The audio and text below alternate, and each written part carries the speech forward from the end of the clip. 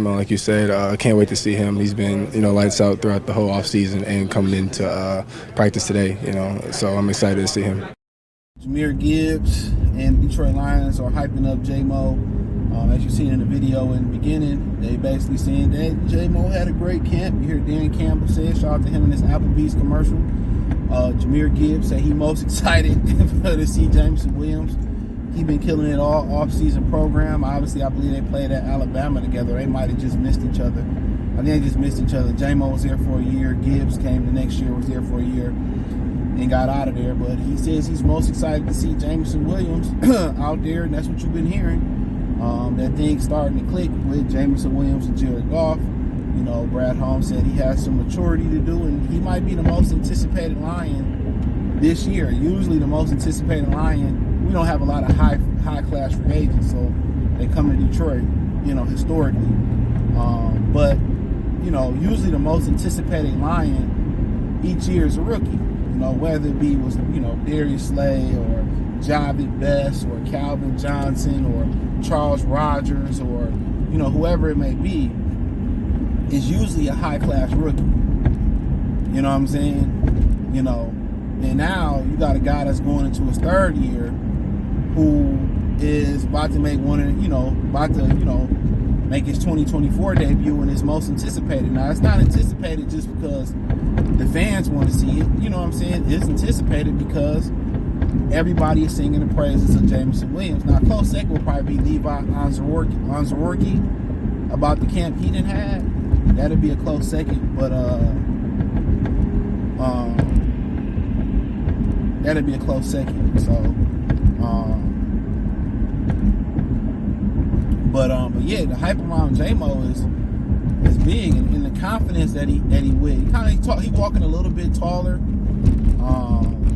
Yeah, he walking a little bit taller, bro. Like, his confidence and the way he doing his interviews, the way he catching it, and you kind of seen it building last year. When they started to get the ball to him more, and a lot of people was talking about cutting him. Because they wasn't using him. They wasn't throwing the ball to him. And I heard, we got to trust him. We got to trust him. You got to practice good. And practice is a little bit more uniform, in the NFL. The NBA, they don't practice as much. That's why a lot of them, they come out of AAU, they come out of high school, And like I always say, when I talk about basketball, we talk about the development of basketball. When I talk about the development of basketball, I always say that,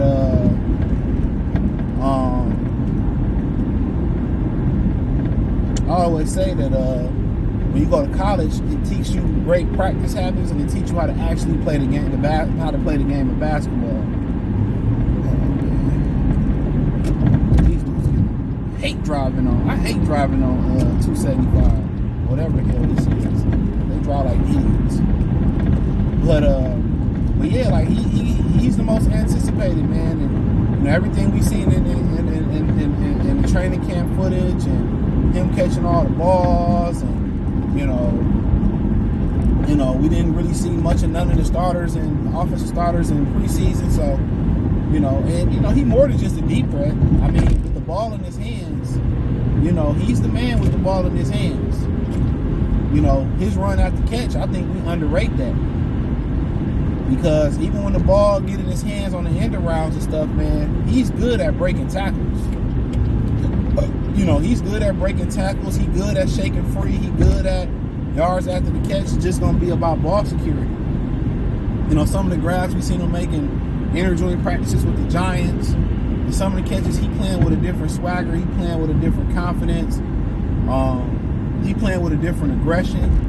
And that's what they was banking on. They was also banking on Antoine Green or Donovan Mitchell, or Donovan Peoples-Jones, excuse me, stepping up to that level to really grasp that spot, and they haven't done it. So, we haven't seen them do it, but, they got a gift in Isaiah Williams, who had one of the most lucrative undrafted free agent contracts. So he had one of the more lucrative ones, man. And, like I said before, when you could trust your knee, coming off an injury, which he probably had never been injured before, you could trust that knee, you could do some growing up. I think that suspension made him do some growing up. And a lot of people were talking about how immature he was. Because remember in that Viking game when he first came off the ACL, he was doing that yapping and all that. But you need that. You need somebody. That's what you're going to get from receivers. Receivers are flashy mostly. You know, every now and again you get a Marvin Harris Jr., you get a, Calvin Johnson. But you need that swagger. You know, everybody say, well, we don't need this. No, you need guys that's going to talk. You need guys that's going to pop shit. You need those guys. You need those guys. Real talk. You need them. Damn. You really do. I'm sorry, put my shoes on. Yeah, you really do need those guys, man. They get you going and that's gonna talk and, you know, get the juices for him. But, you know, I think he more than just a deep threat. I think he's an explosion waiting over to happen. I think really, you know, him going out there and proving it, you know, is just the last thing to do. But also, the only real weakness that I see in this game is going over that middle. But what are you, about 180 pounds? Like, going over that middle at 180 pounds, I don't blame him. Randy didn't go over the middle.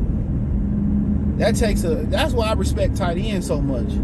It takes a man to go over that middle to catch that football, especially 20, 30 years ago, where they can take your muffin cap off, especially today's quarterbacks. Today's quarterbacks, Tom Brady was speaking on that, how they put their receivers in harm's way. Especially today's quarterback. You know, they'll lay your ass out, but then again, most of these, you know, safeties and defenders can't hit you like they used to. But I don't blame him for not going over the one to go over in the middle. St. Brown, he built for it.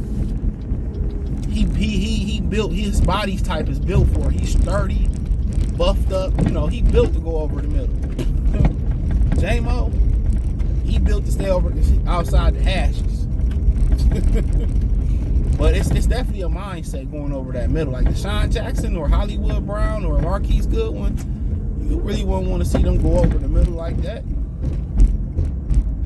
You're not going over that middle. Linebackers, defensive linemen, safeties. You know what I'm saying? Real talk, you like, hell no.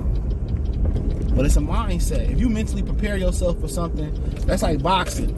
You know, if you see a punch coming, you can brace for it. Most guys can take it. It's the punch that you don't brace for it or that you don't see coming that tear you out the frame the most. So, real talk. But hey, thumbs up the video, share the video, subscribe to the channel. Next subscribe button is the bell icon button. Hit all notifications. Increase your chance to get notifications. We go live and drop video. Financially, want to support the channel, Cash App, $, CJ Good 313, Venmo, CJ Good 313, PayPal link description. Hit the link tree, find me on X, Instagram, Spotify, Anchor, Venmo, PayPal. Check out Detroit Lions Talk playlist. We did do the preview show, so hopefully y'all catch the Detroit Live preview show we did Tuesday. Peace.